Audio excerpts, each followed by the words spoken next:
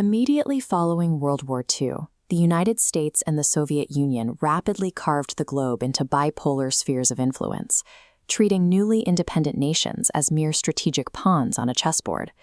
India and China emerged as the giant exceptions, seeking their own independent paths. Indian Prime Minister Jawaharlal Nehru pushed for the Panchsheel Agreement, a set of 5 principles for peaceful coexistence. It was an optimistic diplomatic framework, but lacked the military teeth to secure the region. Despite public slogans of brotherhood, the leaders of these two massive nations maintained deep mutual suspicion and kept each other at arm's length. Because they failed to unite, Western powers retained the leverage to dictate the geopolitical destiny of the Asian theater for the rest of the 20th century. But consider an alternate 1950. Instead of polite neutrality, New Delhi and Beijing forge a hardcore mutual defense and economic pact designed explicitly to lock foreign powers out of Asia. This creates an immediate military synergy. It pairs China's massive industrial manufacturing potential with India's enormous volunteer army. Geographically, it forms a massive shield stretching from the high-altitude wall of the Himalayas straight down to the vital shipping choke points of the Indian Ocean. With a single stroke of diplomatic coordination, they birth a demographic and military fortress that neither Washington nor Moscow can manipulate or ignore. In our timeline, the Non-Aligned Movement, or NAM, was born at the 1955 Bandung Conference as a cautious, neutral association for developing nations trying to avoid the Cold War draft. A Sino-Indian alliance injects material and military capability into the movement. It transforms the group from a loose club of uncommitted nations into a formalized superpower bloc, a third pole. This unified front peacefully integrates historical buffer states like Tibet, Nepal, and Myanmar into a shared security umbrella, preventing regional proxy wars from taking root. This chart shows the third pole's staggering combined population and landmass, dwarfing both NATO and the Warsaw Pact.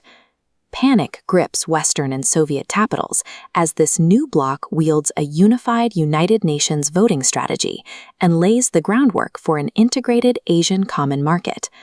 This shift places the global South at the center of international affairs, operating as the decisive broker in Cold War disputes.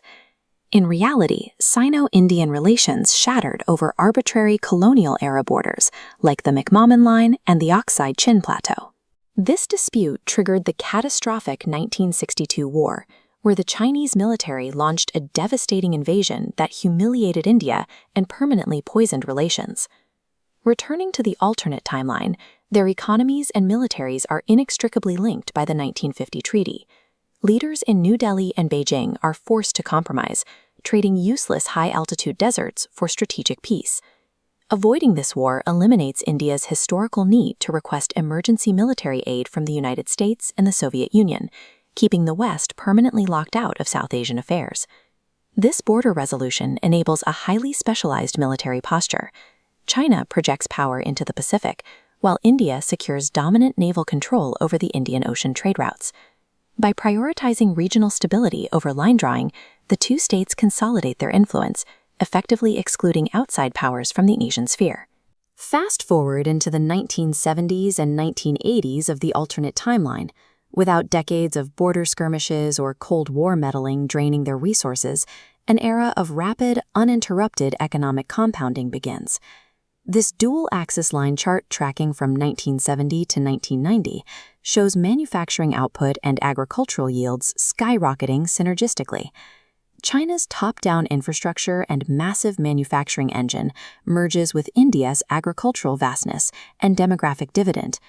Moving into the late 20th century, India's emerging dominance in software and digital services locks in perfectly with China's monopoly on hardware production. The massive wealth shift known as the Asian century arrives early. This unified economic engine accelerates the global shift in wealth by 4 full decades.